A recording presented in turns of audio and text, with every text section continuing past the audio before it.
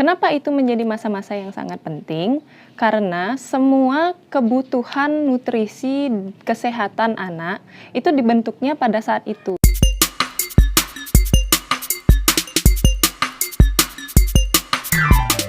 Halo pemirsa setia Main Cerita Channel, pada episode kali ini di sesi sharing psikologi yuk bersama Riana, saya akan membahas tentang 1000 hari pertama kehidupan manusia atau yang sering dikenal dengan Golden Age Period yang pada belakangan kali ini sering banget digembar-gemborkan oleh tenaga kesehatan Indonesia khususnya Ikatan Dokter Anak Indonesia dan apa sih kaitannya dengan perkembangan mental anak?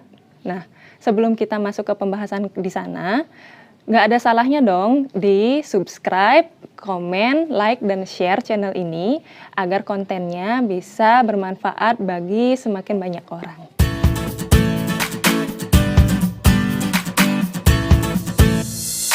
Nah, jadi 1000 hari pertama kehidupan manusia itu apa sih? 1000 hari pertama kehidupan manusia atau yang sering dikenal dengan istilah Golden Age Period itu adalah hari-hari penting di mana itu dihitung dari 270 hari kehidupan di masa kehamilan, janin di masa kehamilan, ditambah dengan 730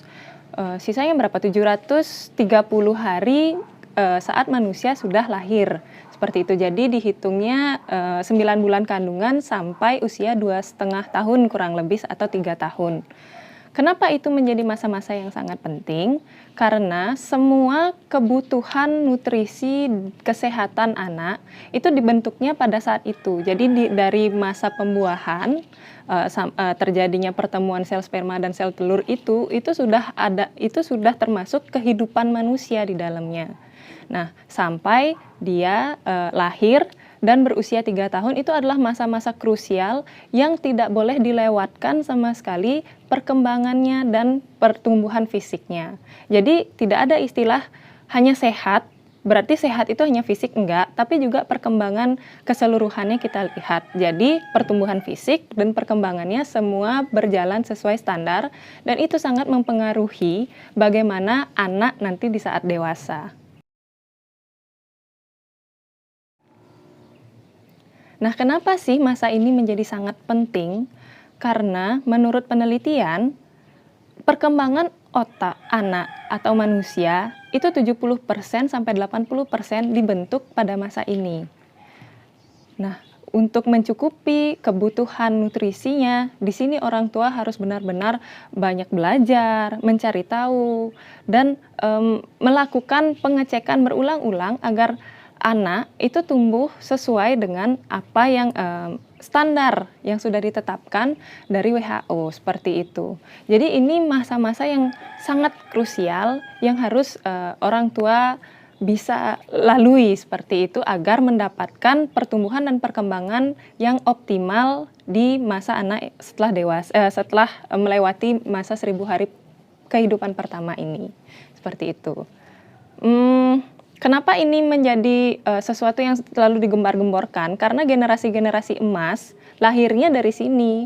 Kalau 1000 hari pertama kehidupan bisa dilalui dengan baik, niscaya diharapkan akan tumbuh generasi-generasi yang bisa unggul seperti itu. Jadi seperti kita ketahui layaknya tumbuhan, ada bibit unggul kayak gitu. Nah, bibit unggul ini dibentuknya saat 1000 hari pertama kehidupan. Lalu apa kaitannya dengan perkembangan mental? Kita tahu bahwa di dalam tubuh yang sehat terdapat jiwa yang kuat. Itu istilah yang sering sekali kita dengar dan itu memang benar. Jadi bagaimana kita bisa memupuk jiwa yang sehat kalau misalnya perkembangan fisiknya saja banyak terganggu dan itu ditentukan atau banyak dipengaruhi oleh 1000 hari pertama kehidupan ini. Selain itu juga stimulasi-stimulasi yang tepat selama 1000 hari pertama kehidupan. Jadi ini kan dari bayi lahir sampai dia umur 3 tahun kita anggap. Di sini kan masa-masa perkembangan motorik dan perkembangan mental yang sangat pesat. Dari anak yang belum bisa jalan, dari anak yang belum bisa duduk, bahkan dia harus belajar duduk di sini, belajar menggerakkan tangannya di sini, belajar koordinasi mata di sini. Semuanya belajarnya di awal adalah di masa-masa 0 sampai 3 tahun itu. Dan stimulasi-stimulasi yang tepat dari orang tua akan membantu perkembangan mental menjadi lebih baik sehingga terbentuk mental-mental yang bagus pada masa kanak-kanak dan nantinya berpengaruh di saat ia sudah dewasa. Nah, apa sih salah satu contoh dari kelalaian pemberian nutrisi di masa 1000 hari pertama kehidupan? Yang paling sering kita dengar itu adalah stunting. Kalau teman-teman ke puskesmas atau ke pusat kesehatan manapun itu ya, ada banner yang mengajak mencegah stunting. Nah, itu dia salah satu bentuk dari kelalaian pemberian nutrisi di 1000 hari pertama kehidupan. Apa sih kaitannya itu dengan perkembangan mental anak? Jadi, kalau stunting itu secara garis besar pengertiannya adalah kondisi di mana anak tidak bertumbuh sesuai dengan usia standarnya, seperti itu, sesuai standar dengan usianya, mohon maaf. Jadi anak kalau sampai dia tidak bertumbuh tinggi sesuai dengan standar di usianya tersebut, berarti kan ada nutrisi yang sangat-sangat kurang tercukupi di anak tersebut. Kalau misalnya ini berlanjut, dan biasanya stunting itu akan sangat susah dikejar, dan jika ini berlanjut sampai dewasa, berarti kan nanti dia akan bertumbuh, mohon maaf, lebih pendek dari teman-teman sebayanya. Yang standarnya mungkin teman-temannya harusnya minimal tingginya segini, dia lebih pendek dari itu. Dan biasanya anak-anak yang menderita stunting, itu bisa kita lihat kasusnya mereka lebih rentan menjadi korban bullying. Ketika seorang anak menjadi korban bullying, maka itu akan berpengaruh ke perkembangan mentalnya. Ya tentu kita semua tidak ingin dong anak-anak kita menjadi korban bullying, siapa yang ingin gitu. Tapi fenomena yang terjadi di lapangan seperti itu. Ketika terlihat ada anak yang lemah gitu, karena anak yang kecil cenderung terlihat lemah, maka dia akan menjadi korban ejekan seperti itu, bullying verbal atau bahkan bisa jadi kekerasan fisik.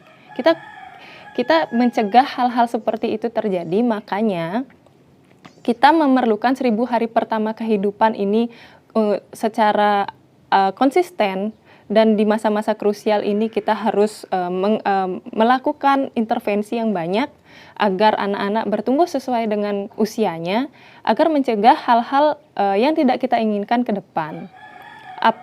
Apalagi yang saya ketahui, ketika anak stunting itu juga berpengaruh ke tingkat IQ seperti itu. Kalau misalnya anak normal, misalnya dia bisa dapat IQ 124 gitu. Nah, stunting ini bisa mengurangi beberapa poin dari IQ-nya. Jadi perkembangan kognitifnya pun juga akan berkurang seperti itu kan.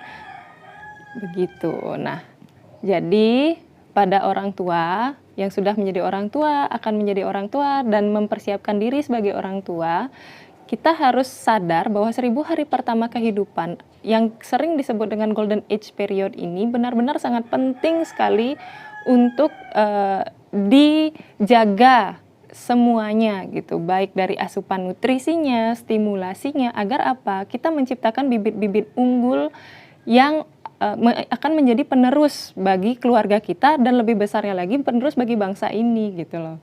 Makanya jangan sekali-sekali meremehkan jika anak-anak kita pada 1000 hari pertama kehidupan ini terjadi misalnya keterlambatan bicara, keterlambatan motorik, hanya gara-gara kita berdalih, yang penting anak sehat gitu. Enggak, jadi kita harus selalu mengecek bagaimana perkembangannya, apakah sesuai dengan KMS atau sesuai dengan standar. Kalau misalnya ada sedikit keterlambatan, tidak ada salahnya untuk terus mengajak anak melakukan cek rutin di dokter spesialis anak pada khususnya, seperti itu, agar kita juga bisa memantau dengan baik bahwa ini anak saya sudah bertumbuh sesuai dengan standar, dan ini akan menjadi bekal penting sekali sampai anak-anak kita dewasa. Sekian pembahasan dari apa itu 1000 hari pertama kehidupan dan kaitannya dengan perkembangan mental. Untuk stimulasi-stimulasi dari 1000 hari pertama kehidupan, stimulasi-stimulasi apa sih yang cocok untuk membantu perkembangan entah motoriknya, kognitifnya, seperti itu. Kita bertemu lagi di video selanjutnya. Oke, terima kasih.